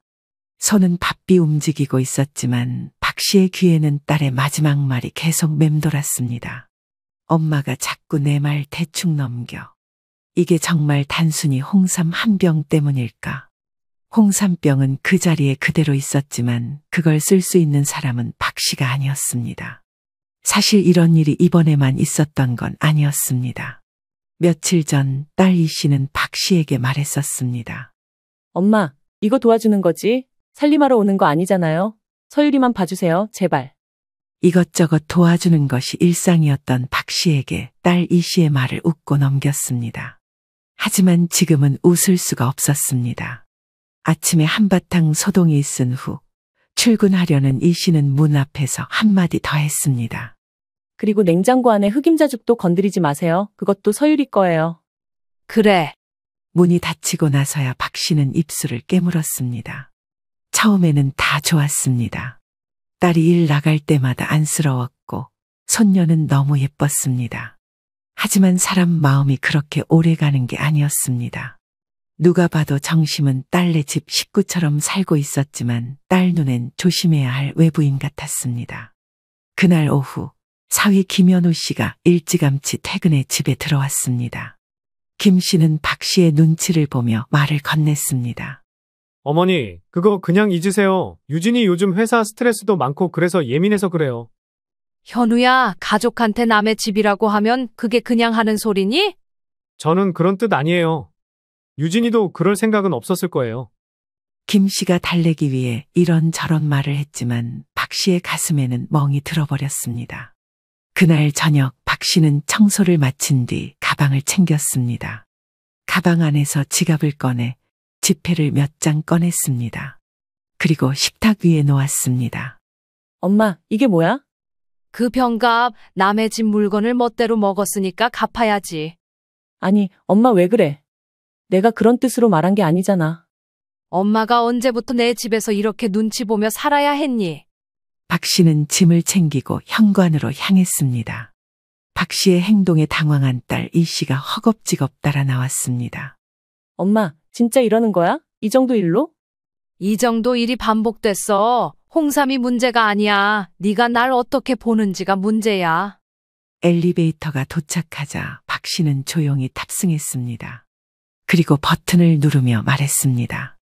그동안 서율이 잘 돌보게 해줘서 고맙다. 그 말에 이 씨는 멈칫했지만 아무 말도 하지 못했습니다. 박 씨는 오랜만에 집에 돌아와 남편 이종배 씨에게 조용히 말했습니다. 나 이제 유진이네 안 가? 딸이라 믿고 참았는데 내가 거기선 그냥 일하는 사람이었더라. 그래, 이젠 그만해. 그럴 줄 알았으면 진작 말릴걸. 그날 밤 박 씨는 핸드폰에 저장된 우리 딸이라는 이름을 눌렀습니다. 그리고 조용히 삭제했습니다. 전화번호 하나 지운 건데도 손이 덜덜 떨렸습니다. 하지만 그때 알았습니다. 그게 박 씨가 엄마로서 내려놓은 첫 번째 결심이라는 걸 말입니다. 다음 날 박 씨는 거실 한복판에 앉아 있었습니다. TV는 켜져 있었지만 박 씨 귀에는 아무 소리도 들리지 않았습니다. 속은 비어 있었고 머릿속은 지독하게 꽉 막혀 있었습니다. 박 씨는 멍하니 창밖을 바라보다 문득 생각했습니다. 내가 왜 여기까지 왔을까? 처음 딸이 애를 낳고 육아를 부탁했을 때 박 씨는 딱 잘라 거절했었습니다. 그 당시 몸이 너무 힘들었기 때문이었습니다. 몇 년 전 큰딸이 쌍둥이를 낳았을 때도 박 씨는 친정엄마로서 나섰습니다. 안사돈이 일찍 세상을 떠났고 사위는 혼자 돈을 버느라 아이 볼 여유가 없었습니다. 박 씨는 몇 년간 그 아이들을 돌보다가 허리디스크와 손목 터널 증후군 진단을 받았습니다. 밤마다 파스를 붙이고 새벽엔 끙끙거리며 일어났습니다. 병원비도 들고 체력도 바닥났지만 그래도 후회는 없었습니다. 아픈 딸 대신 손주들 잘 자라는 것만으로도 버틸 수 있었으니 말입니다. 그날 이후 건강 상태는 회복되지 않았기에 이번만큼은 아이들 부탁을 받아주지 않기로 결심했었습니다. 그런데 그 시절이 지나 몸이 조금 나아질 무렵 작은 딸이 아이를 낳고 똑같은 부탁을 해왔습니다. 엄마, 나 복직해야 돼. 서율이 봐줄 수 있겠어? 지금도 허리가 완전히 낫진 않았어. 네 언니 때처럼 그렇게는 못해. 언니 애는 봐줬잖아. 나는 왜 안 돼? 그때는 상황이 급했잖니. 지금은 네 시댁은? 엄마, 시어머니랑은 말도 안 통해. 아기랑 하루도 못 있을 거야. 그리고 우리 집 오기도 멀고 불편해. 박 씨는 딸의 말에 말문이 막혔습니다. 언니 때는 봐주고 자기한텐 안 봐주는 건 차별이라며 불쾌해하는 딸의 표정을 잊을 수 없었습니다. 그때 그냥 단호하게 끊어야 했습니다. 하지만 결국 딸이 그렇게 부탁하자 정심 씨의 결심이 무너졌습니다. 그럼 서율이 돌까지는 그때까지만 해보자. 그렇게 시작된 일이었습니다. 딸의 복직은 예상보다 빨랐고 그 후로 3년 가까이 정심은 사실상 베이비시터로 살고 있었습니다. 하루는 새벽 6시에 일어나 서율이네 집으로 향하고 밤 9시가 넘어 집에 돌아오곤 했습니다. 분명 남편 이 씨가 퇴직 후 집에 있었지만 부부는 거의 따로 살 듯 지냈습니다. 오늘도 거기 가? 그렇게까지 해야 돼? 누가 애 보겠어. 애 맡기고 복직한 지 1년도 안 됐잖아. 사람 써, 돈 줘서 애 보는 게 맞지. 당신은 그냥 공짜로 쓰는 거잖아. 돈 안 받는 건 아니야. 현우가 용돈이라도 준다니까. 그게 용돈이냐? 자식 도와준다고 당신 인생 힘들어지겠어. 그 말이 맞긴 했습니다. 하지만 이미 물릴 수 없는 일이었고 박 씨는 하루하루 참는 수밖에 없었습니다. 아이를 보는 건 힘들었지만 더 힘든 건 딸의 말투와 태도였습니다. 감사하다는 말보다 더 많이 들은 건 잔소리였습니다. 엄마, 빨래는 이건 건조기에 넣으면 안 된다니까. 이유식은 꼭 전자레인지 말고 중탕해야 돼. 김은 무조건 유기농만 써. 그거 평소에 먹던 거랑 달라. 엄마, 이런 건 그냥 상식이야, 상식. 상식. 그 상식이란 말에 박 씨는 깊은 상처를 받았습니다. 손주 돌보는 게 상식으로만 되는 줄 아는 딸. 그 상식이란 말은 사실상 엄마는 몰라라는 무시였습니다. 그래서 처음 며칠은 그만뒀던 적이 있습니다. 그러면서 딸은 도우미 아주머니를 고용했었습니다. 그러던 어느 날 도우미 아주머니가 갑자기 그만두겠다고 했습니다.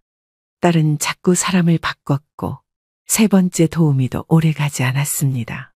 요즘 사람들은 애를 너무 막 다뤄. 서율이 민감한데 그런 사람 못 써. 딸의 툴툴거리는 목소리에 박 씨는 조심스럽게 물었습니다. 그러면 유진아, 차라리 사람 안 쓰고 내가 좀 더 봐줄까? 그러면 나야 너무 고맙지.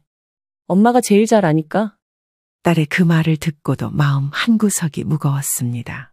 그때도 이미 박 씨의 손목엔 보호대가 감겨 있었고 밤마다 파스를 붙이지 않으면 잠을 못 잘 정도였으니 말입니다. 그런데 그 후로도 딸의 요구는 점점 더 늘어났습니다. 밤 늦게까지 애 봐주는 건 물론 거실 치우고 반찬을 만들어야 했습니다. 심지어 사위의 셔츠까지 다려주는 일도 생겼습니다. 하지만 딸은 말했습니다. 엄마가 우리 집에 제일 오래 있으니까 엄마가 좀 챙겨줘야지. 박 씨는 그 말을 듣고 화가 나기보다 허탈했습니다. 이건 엄마가 아니라 가사도우미네. 그렇게 느낀 적이 한두 번이 아니었습니다. 가끔은 딸의 친구들이 놀러와서는 말했습니다. 유진아, 진짜 좋겠다. 친정엄마가 다 해주시네. 그 말에 딸은 씩 웃으며 대답했습니다. 우리 엄마는 체력이 철이야. 아무리 힘든 일 시켜도 끄떡없어. 아니야. 나도 이제 팔이며 허리며 안 아픈 데가 없어. 엄마, 그런 말 애 앞에서 하지 마. 서율이 불안해. 박 씨는 그때부터 아프다는 말도 못하게 됐습니다. 아픈데 아프다 말도 못하고 힘든데 힘들다 티도 못 냈습니다. 그러면서도 하루하루 그 집으로 향하고 있었습니다. 내가 왜 여기까지 왔을까? 그건 가족이니까. 나는 엄마이고 그 아이는 자식이니까. 그래서였던 겁니다. 하지만 그게 박 씨의 인생을 조금씩 갉아먹고 있다는 걸 그땐 몰랐습니다. 그러던 어느 날 평소보다 좀 더 이른 시간에 도착했습니다. 이 씨의 부탁 때문이었습니다. 엄마, 오늘은 도우미 아주머니 처음 오시는 날이니까 좀 같이 있어줘. 서율이 낯가림 심하잖아. 그래, 나도 처음엔 좀 걱정이 돼서 그러려고 했어. 박 씨도 손녀를 돌보아 온 세월이 있는 만큼 그 누구보다 아이가 예민하다는 걸 알고 있었습니다. 그렇기에 전날부터 딸의 표정에 묘한 긴장감이 있었던 것도 눈치채고 있었습니다. 낯선 사람이 오는 날이면 아이가 안긴 채 떨어지질 않곤 했습니다. 새 도우미는 오전 8시에 도착했습니다. 단정한 머리, 깔끔한 말투, 첫인상은 나쁘지 않았습니다. 어려운 집안일은 제가 할게요. 아이만 잘 봐주세요. 도우미는 말했습니다. 걱정 마세요. 아기는 잘 다뤄요. 10년도 넘게 했거든요. 하지만 그날 오후 박 씨는 도우미의 울먹임을 마주하게 될 줄은 몰랐습니다. 식탁 앞에서 마주 앉은 도우미는 머뭇거리다가 박 씨에게 어머니, 제가 이런 말 드려도 될지 모르겠지만 사모님이 저를 너무 사람으로 안 대하시는 것 같아요. 라고 말했습니다. 화들짝 놀란 박 씨는 무슨 일이 있었는지 물어보자 도우미가 입을 열었습니다. 아침부터 계속 지적만 하세요. 어떤 건 이렇게 닦고 어떤 건 저렇게 닦고 수건은 이쪽에 두라고 하시더니 나중엔 돈 받았으면 제대로 하라면서 면박까지. 박 씨는 말문이 막혔습니다. 도우미는 이어 말했습니다. 저도 나름 경력 있고 예민한 아기 많이 봤는데 이 집처럼 숨 막힌 건 처음이에요. 그리고 마무리처럼 내뱉은 말이 정심의 마음을 송두리째 흔들었습니다. 도우미는 박 씨에게 말했습니다. 솔직히요, 어머니, 남의 자식 키워주며 무시당하면서 살아야 하나 싶은 날이었어요. 그 말을 듣는 순간 박 씨는 자기 이야기처럼 들렸습니다. 남의 자식 키워주며 무시당하면서 살아야 하나. 그건 박 씨가 지난 3년 내내 스스로에게 하지 못한 말이었습니다. 그날 저녁 도우미는 일주일도 안 돼 일을 그만두었습니다. 이 씨는 박 씨에게만 말했습니다. 엄마, 요즘 사람들은 왜 이리 예민해? 아기 한 번 안고 울었다고 갑자기 일을 그만둬? 그런 성격이면 이 일 못하지. 유진아, 말투는 좀 부드럽게 했니? 엄마, 나 회사에서도 부하 직원들한테 그렇게 말 안 해. 애 맡기면서 좋게 말하라는 건 좀 무리 아니야? 박 씨는 이 씨의 말에 말을 아꼈습니다. 하지만 마음속으론 확신이 들었습니다. 딸은 도우미를 사람으로 대해주지 않았습니다. 그건 박 씨 자신도 마찬가지였습니다. 아무리 가족이라 해도 사람 대접이 기본입니다. 남이라면, 아니 남이었으면 오히려 이런 말은 안 했을 겁니다. 엄마니까 말 안 해도 알아듣겠지. 피곤하니까 받아줄 수 있겠지. 그 믿음으로 던지는 말이 박 씨에겐 칼이 되어 꽂혔습니다. 며칠 뒤 또 한 명의 도우미가 왔다가 며칠 만에 나갔습니다. 이번엔 더 말이 없었습니다. 퇴근길에 이 씨가 말했습니다. 엄마가 와주는 수밖에 없어. 그렇게 사람을 자꾸 바꾸니까 그래. 엄마가 처음에만 좀 도와줬으면 괜찮았을 거야. 그러니까 엄마가 좀 더 봐줘. 어린이집 가기까지만. 그 말도 벌써 1년째 반복이었습니다. 박 씨는 지난 과거를 떠올리며 생각했습니다. 남이라면 이러지도 않았을 겁니다. 법적으로 계약서를 쓰고 명확하게 업무 시간과 임금을 정했을 겁니다. 무리한 요구를 하면 항의할 수 있었을 겁니다. 하지만 지금은 박 씨가 뭐라 말하면 딸은 말했습니다. 엄마 뭘 그렇게 예민하게 받아들여? 나도 스트레스 많아. 좀 참아줘. 그 말을 들을 때마다 박 씨는 더 이상 말하지 않게 됐습니다. 도우미가 겪었던 모욕을 박 씨는 매일 겪고 있었던 것입니다. 그렇다 보니 딸의 집 현관을 나설 때면 항상 박 씨는 생각했습니다. 이 집은 내가 매일 오는 곳인데도 나는 여전히 남보다도 못한 존재였구나. 엘리베이터 버튼을 누르는 박 씨의 마음 한쪽이 싸하게 식어갔습니다. 며칠 달에 집에 가지 않은 박 씨는 아파트 우편함에 꽂혀있던 등기 우편 하나를 꺼냈습니다. 익숙한 은행 로고가 찍혀 있었고 붉은 인쇄로 경매 개시 통지라는 글자가 눈에 띄었습니다. 순간 손에서 서류가 미끄러질 뻔했습니다. 집에 돌아와 떨리는 손으로 내용을 읽어내려가니 해피저축은행 담보대출 연체 3회 이상으로 인해 라는 문구가 눈에 들어왔습니다. 수신인은 박 씨 본인이었습니다. 이게 뭐야? 대출? 연체? 경매? 당황한 박 씨는 소파에 앉아 한참을 멍하니 있었습니다. 몇 년 전 딸 이 씨가 사정이 어렵다며 부탁했던 날이 떠올랐습니다. 그날은 비 오는 봄날이었습니다. 딸 이 씨는 퇴근 후 옷도 제대로 안 벗고 말했습니다. 엄마, 급한 건데 도장 하나만 찍어줘. 현우랑 전세자금 대출 받으려는데 조건이 좀 애매해서. 왜 엄마 이름으로 해야 되니? 너희 둘 명의로는 안 돼? 되긴 되는데 금리가 높아. 그리고 담보가 필요하대. 엄마 명의 집 있잖아. 그거 담보로 잠깐만 써줘. 그땐 박 씨도 깊이 생각하지 않았습니다.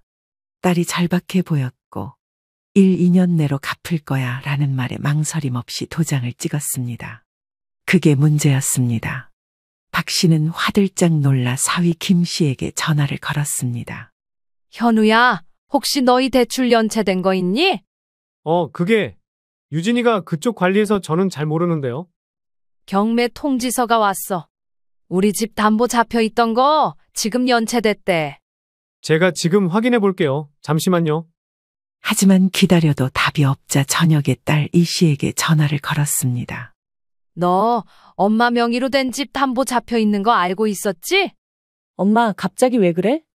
경매 통지서 받았어. 대출 연체됐대. 어떻게 된 거야? 그건 나도 몰랐어. 현우가 관리하잖아. 요즘 상황이 안 좋아서 조금 밀린 건 있을 수도 있는데. 조금이 아니라 연체 3회 이상이래. 그리고 이게 엄마 이름으로 들어왔어. 엄마, 근데 그거 우리 빚이지. 엄마가 낸 건 아니잖아. 은행에 연락해서 말하면 되잖아. 그 말에 박 씨는 멍해졌습니다. 유진아, 그걸 지금 말이라고 하니? 네가 부탁해서 내가 도장 찍었고 그 담보가 우리 집이잖아. 네가 말해서 한 건데 어떻게 이렇게 쉽게 말하니? 지금 와서 뭐라고 해도 방법 없잖아. 조정 신청하고 돈 마련해서 갚으면 돼. 박 씨는 순간 어딘가에서 한꺼번에 피가 머리끝까지 치밀어 올랐습니다. 너 그게 그렇게 쉽게 할 말이야? 이 집이 네 이름이었니? 살면서 한 번도 가져다 쓴 적 없던 내 집인데. 네 말 믿고 도장 찍은 게 죄야? 엄마, 그렇게까지 말 안 해도 되잖아. 네가 네 엄마를 이렇게까지 만든 게 문제지. 그 순간 전화 너머로 손녀 서유리가 울음을 터뜨렸습니다. 박 씨는 손녀의 울음소리를 듣다가 딸 이 씨에게 말했습니다. 나는 홍삼 한 숟갈 먹고도 남 취급받았는데 넌 엄마 집 담보로 잡고도 남의 일처럼 말하네. 그래, 네 말 맞다. 그건 내가 낸 빚은 아니다. 근데 그 빚이 내 인생까지 다 갉아먹고 있는 중이라는 거 너는 절대 모를 거야. 이 씨는 박 씨의 말에 아무런 답을 하지 못했습니다. 그날 밤 박 씨는 집으로 돌아온 남편 이 씨에게 조용히 경매 통지서를 내밀었습니다. 이게 뭐야? 유진이네 대출 보증했던 거 연체돼서 경매 들어간대. 이제 와서 이런 걸 들이밀어. 그거 네가 도장 찍은 거잖아. 도장 찍었지. 내 딸이라서. 근데 이제 내 딸 아니야. 그 말에 이 씨는 말문이 막혔습니다. 이 씨가 바라보는 박 씨의 얼굴엔 그동안 못 봤던 단단한 단념이 서려 있었습니다. 그날 박 씨는 딸을 향한 믿음을 조금씩 내려놓기 시작했습니다. 모든 것이 너무 조용히 그러나 확실하게 무너지고 있었습니다. 그러던 중 사정이 생겼다며 사위가 간절하게 부탁해서 딸 집에 가게 되었습니다. 박 씨는 서율이 이유식 만들고 남은 홍삼 농축액을 살짝 섞어줬을 뿐인데 딸 이 씨는 문 열자마자 얼굴부터 굳혔습니다. 엄마, 그거 또 드셨어요? 서율이 밥에 조금 섞었어. 숟가락에 묻은 거 같이 먹긴 했지. 그거 먹이면 안 된다고 말했잖아요. 그거 프리미엄 제품이고 성분 조절해야 된단 말이에요. 서율이 잘 먹었어. 요즘 감기도 자주 걸리고 해서. 그러니까 내가 관리하겠다고 했잖아.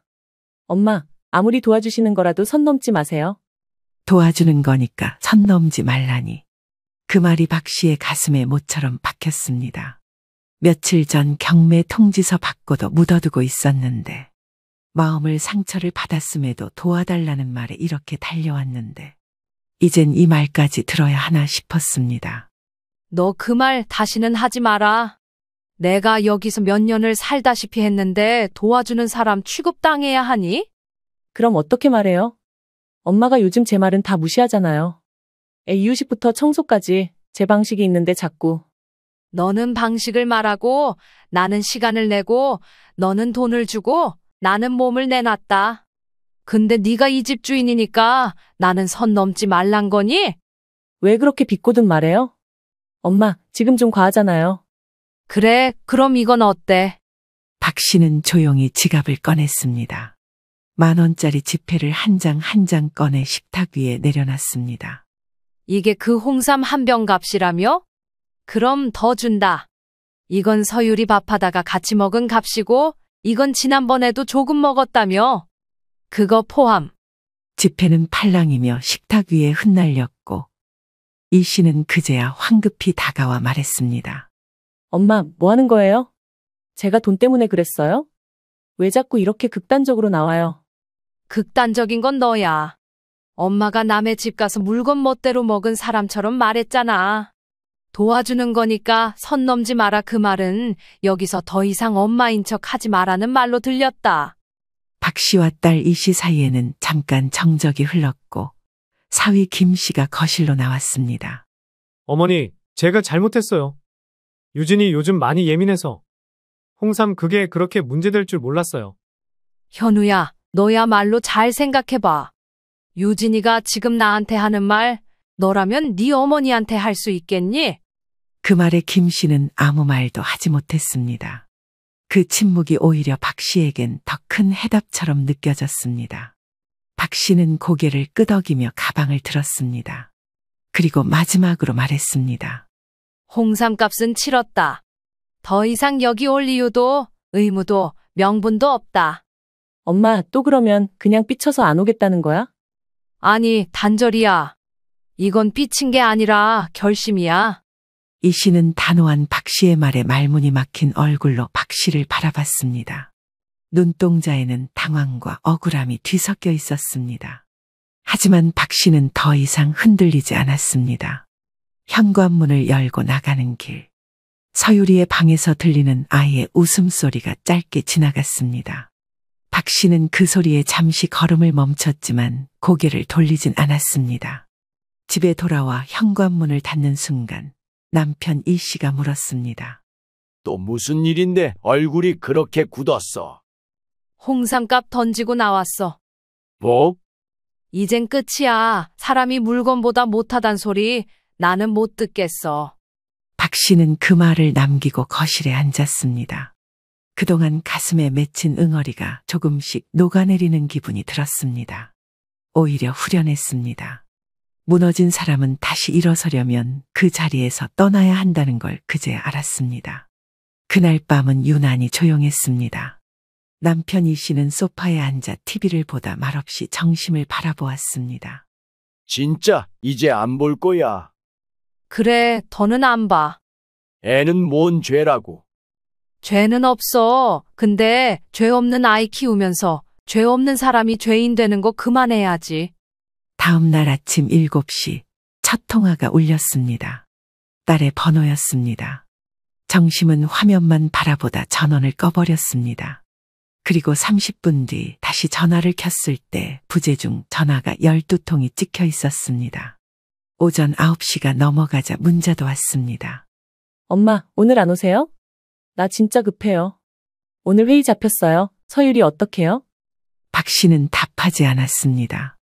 10분 후 사위 현우에게서 전화가 왔습니다. 어머니, 저 현우예요. 유진이 출근 못하고 아기랑 싸우다 울고 있어요. 좀 도와주세요. 어제 그 일은 유진이도 후회하고 있어요. 박 씨는 사위의 말에 조용히 말했습니다. 전화하지 마. 나 다시는 안 가. 정말 그렇게까지 하실 필요 없잖아요. 아이도 있고 저희도 준비가 안 돼 있어서. 그게 문제지. 준비 안 된 사람한테 아이를 맡기는 게 얼마나 무책임한 일인지 이제야 알아야 해. 박 씨는 통화를 끊고 전화번호 차단 기능을 켰습니다. 그날 오후 딸 집 근처 어린이집에서 전화가 왔습니다. 등록만 해놓고 등원은 한 번도 하지 않았던 곳이었습니다. 원장 선생님은 박 씨에게 어머님, 아이가 낯을 많이 가리네요. 오늘 갑자기 등원해서 적응 시간이 필요할 것 같아요 라고 말했습니다. 제가 할머니인데요. 앞으로 저는 그 집 일에 관여하지 않을 생각입니다. 박 씨는 그렇게 말하고 전화를 끊었습니다. 그날 저녁 집 앞에 사위 김 씨가 와 있었습니다. 손에 미안하다는 표시로 작은 선물 상자를 들고 있었습니다. 어머니, 유진이 요즘 진짜 힘들어요. 애도 애지만 회사 일도 벅차고요. 어머니 없으면 저희 진짜 무너져요. 현우야, 무너져봐야 안다. 누군가 대신 해주던 일을 스스로 하면서 배우는 게 가족이야. 딸은 좀 다르잖아요. 어머니랑 유진이잖아요. 그게 더 아니야. 내 딸이니까 더 하면 안 되는 거야. 남이면 이런 말 안 하지. 내가 친정엄마니까 맘대로 하는 거잖아. 박 씨는 문을 닫으며 말했습니다.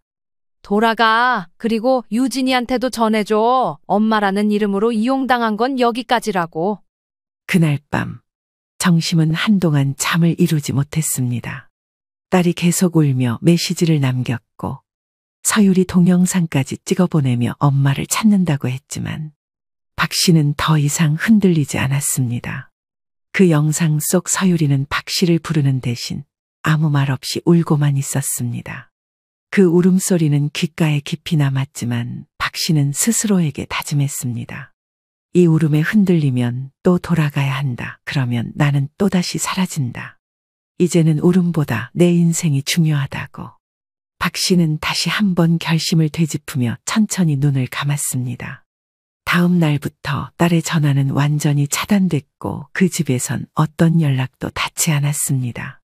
그리고 그건 생각보다 훨씬 오래 갔습니다. 이틀 동안 전화가 오지 않았습니다. 그날 밤 9시쯤 휴대폰에 낯선 번호로 메시지가 도착했습니다. 보낸 사람은 딸 이유진이었습니다. 엄마, 나야. 번호 차단된 것 같아서 다른 폰으로 보냈어. 정말 미안해. 내가 너무했어. 서유리 사진 보낼게. 오늘 하루 종일 엄마 찾았어. 사진이 여러 장 첨부돼 있었습니다. 서유리 혼자 밥 먹다 포크를 내려놓고 고개를 숙이고 있는 사진. 이불을 끌어안고 누운 사진. 창문 쪽을 바라보며 고개를 갸웃하는 사진. 그 아이의 표정은 정심이 매일 보던 얼굴과는 달랐습니다. 어쩌면 너무 익숙해서 몰랐던 모습이었을지도 모릅니다. 외할머니라는 존재가 그 집 아이에게 얼마나 컸는지 지금에서야 딸도 조금은 알게 된 걸까요? 곧이어 또 다른 메시지가 왔습니다. 엄마, 나 이제 출근할 때마다 겁나. 서유리 등원할 때마다 울고 회사에서 전화 올까 불안해서 미칠 것 같아. 내가 정말 잘못했어. 엄마 고생한 거 알고 있었는데 그냥 당연하다고 생각했어. 그게 제일 미안해. 메시지는 길었고 진심도 느껴졌습니다. 하지만 그 안엔 책임은 없었습니다. 미안하다는 말은 있었지만 어떻게 바꾸겠다는 말은 없었습니다. 박 씨는 천천히 폰을 내려놓았습니다. 아직도 그 아이는 몰라. 남편 이 씨가 묻듯이 바라보았습니다. 왜 뭐래? 미안하단다. 자기가 잘못했대. 근데 그냥 다시 돌아오길 바라는 것 같아. 그럴 줄 알았어. 진짜 미안했다면 자기 삶 정리부터 시작했겠지. 잠시 정적이 흐른 뒤 박 씨는 휴대폰 설정으로 들어가 새로운 번호까지 차단해 추가했습니다. 그리고 아무 말 없이 거실 창문을 열었습니다. 찬바람이 한 줄기 들어왔고 박 씨는 그대로 잠시 눈을 감았습니다. 그때 남편이 조심스럽게 다가와 박 씨의 손을 잡았습니다. 잘했어. 너무 잘했어. 이제부터라도 당신 몸, 당신 인생 먼저 챙겨. 처음으로 그 말이 위로처럼 들렸습니다. 딸도, 손녀도, 누구보다 오래 함께한 사람이 자신의 손을 잡고 그 말을 해주는 게 말입니다. 지금 정심에겐 가장 필요한 말이었습니다. 다음 날 아침, 남편의 전화기로 이유진 씨에게서 마지막으로 음성 메시지가 하나 도착했습니다. 엄마, 그래도 나중에 서유리 생일 때는 꼭 와줘. 그땐 진짜 고마운 마음으로 꼭 대접할게. 박 씨는 말에 웃었습니다. 생일이 문제였던 게 아니라는 걸 이제 와서도 모르는구나 싶어서 웃음이 났습니다. 딸은 여전히 이벤트만 생각했고 박 씨는 그동안의 일상을 떠나온 것이었습니다. 그 차이가 바로 엄마와 딸 사이의 거리였습니다. 박 씨는 남편 폰에 남겨진 음성 메시지를 지우고 그 번호까지 차단했습니다. 그리고 조용히 차 한 잔을 따랐습니다. 박 씨는 따뜻한 잔을 들고 창밖을 보며 자신에게 이렇게 말했습니다. 이제부터는 내 시간이다. 그 말은 누구에게도 들려주지 않았습니다. 그저 스스로에게만 조용히 들려준 다짐이었습니다. 그제서야 박 씨는 지금 살고 있는 이 집을 다시 보게 됐습니다. 박 씨는 묘한 감정이 들었습니다. 이 집은 박 씨와 남편 이 씨가 30년 넘게 함께 지켜온 공간이었습니다. 거실 한쪽에 붙은 경매 통지서 복사본이 며칠 전까지만 해도 위기였던 현실을 증명하고 있었습니다. 박 씨는 조용히 가방에서 서류 한 뭉치를 꺼냈습니다. 은행과의 조정합의서, 채무 일시 상환 확인서, 그리고 대출보증 철회 요청서까지 정리된 상태였습니다. 다 끝났어. 경매는 취소됐고 보증도 정리됐고 다시는 우리 명의로는 누구에게도 보증 안 해줄 거야. 남편 이 씨는 고개를 끄덕였습니다. 아무 말 없이 서류를 받아들고 한 장씩 넘겨보다가 조용히 말했습니다. 그 집 이제는 안 갈 거지? 안 가. 서유리 생일도 명절도 다 연락 오든 말든 상관없어. 집은 지켰지만 마음은 났어. 정말 그랬습니다. 딸과 손녀가 그리운 순간도 있었지만 더 이상 눈물 나지 않았습니다. 며칠 전까지만 해도 메시지 하나에 심장이 덜컥 내려앉았는데 이제는 폰이 조용한 게 더 편했습니다. TV에서는 주말 드라마가 흘러나오고 있었습니다. 박 씨는 소파에 앉아 차를 마시며 남편 이 씨의 옆에 기대 앉았습니다. 우리도 우리 인생 좀 챙기자. 지금부터라도. 나 진짜 여행 가고 싶었어. 혼자라도 가고 싶었는데 늘 애 때문에 못 갔지. 혼자 가긴 어딜 혼자 가. 같이 가자. 제주도든 어디든. 그 말에 박 씨는 피식 웃었습니다. 이렇게 단순한 말이 고맙게 느껴진 게 얼마만인지 몰랐습니다. 그날 저녁 딸로부터 전화는 오지 않았습니다. 사진도, 영상도, 문자도 아무것도 없었습니다. 정말 끊어진 거였습니다. 박 씨는 거실에 달려있는 달력에 짧게 메모를 했습니다. 엄마로서 마지막 날짜. 그 문장을 쓰고 나서야 비로소 자신이 더 이상 그 집의 일원이 아니라는 사실이 실감났습니다. 남편 이 씨는 거실에 작은 탁자를 꺼내 함께 와인을 따르자고 했습니다. 둘이 마주 앉아 조용히 잔을 부딪혔습니다. 고생했어. 이제 좀 살아. 그 말이 마치 새로운 인생의 시작처럼 느껴졌습니다. 딸은 아직 깨닫지 못했을 겁니다. 부모가 자식에게 줄 수 있는 것 중 가장 큰 건 돈도, 시간도 아니라 존엄이라는 걸. 박 씨는 그렇게 마음을 놓았습니다. 남겨둔 미련도, 억울함도, 후회도 이제 그만 내려놓기로 했습니다. 아침 8시, 처음으로 알람 없이 눈이 떠졌습니다. 서둘러 일어나 도시락 싸야 할 아이도 없었고, 빨래를 돌리며 돌아갈 시간 계산할 일도 없었습니다. 박 씨는 침대에 그대로 누운 채 천장을 한참 바라봤습니다. 몸이 말도 안 되게 가벼웠습니다. 이불 밖으로 천천히 다리를 내리고 주방으로 나가 전기포트를 눌렀습니다. 물 끓는 소리가 유난히 크게 들렸습니다. 그래, 이 소리조차 나를 위한 시간이구나. 커피를 내리고 거실 창가에 앉아 책 한 권을 펼쳤습니다. 무언가를 끊고 나니 마음도 손도 한결 가벼워졌습니다. 그날 오후 남편 이 씨가 말했습니다. 2박 3일 제주도 어때? 친구가 펜션 하나 비워뒀다더라. 정말? 갑자기 그런 소릴 다 하네. 내가 당신한테 미안한 게 많아서 그래. 평생 당신만 바쁘게 살았잖아. 이젠 나도 같이 좀 움직여보자. 고마워. 이 말 들으려고 몇 년을 버텼나 몰라. 박 씨는 짐을 싸며 오랜만에 웃는 표정을 거울로 마주했습니다. 새로 산 화장품을 꺼내고 얼굴에 가볍게 립스틱을 발랐습니다. 거울 속에는 엄마도 보증인도 아닌 그냥 나로 돌아온 박정심이 있었습니다. 공항에 도착하니 사람들로 붐볐습니다. 남편 이 씨는 다소 어색한 듯 손을 꼭 잡았습니다. 정말 오랜만에 여행이라니. 그래서 더 좋아. 지금이라도 안 하면 못해. 비행기를 타는 동안 박 씨는 핸드폰을 비행기 모드로 바꿨습니다. 누군가가 또 연락할까 봐서가 아니라 이제는 정말로 연결 끊김을 원했기 때문이었습니다. 제주에 도착하니 공기는 달랐습니다. 바람이 얼굴에 스칠 때마다 마음속 먼지도 함께 씻겨나가는 느낌이었습니다. 둘은 조용한 카페에 들러 바다를 보며 앉았습니다. 커피 2잔을 사이에 두고 이 씨가 말했습니다. 당신 없었으면 나도 허수아비였어. 애들 다 키우고 나니까 이제 보이더라. 그동안 얼마나 허탈했을지. 지나간 시간은 어쩔 수 없어. 그래도 지금 이 시간이 있잖아. 그 말에 박 씨 내외는 조용히 웃었습니다. 그렇게 여행에서 돌아온 지 며칠 뒤 박 씨는 친구들과 동창회 약속을 잡았습니다. 오랜만에 구두를 신고 지하철을 타며 박 씨는 거울에 비친 얼굴을 다시 보았습니다. 주름이 조금 깊어졌고 머리는 조금 휘어졌지만 눈빛만큼은 또렷했습니다.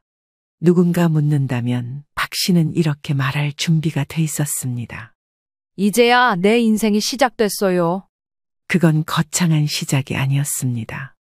그저 더 이상 엄마니까라는 이유로 포기하지 않아도 되는 하루의 시작이었습니다. 그날 밤 박 씨는 일기장에 짧은 글을 남겼습니다. 오늘 웃었다. 그 한 줄이 박정심이라는 박 씨의 인생에서 가장 밝은 기록이 되었습니다.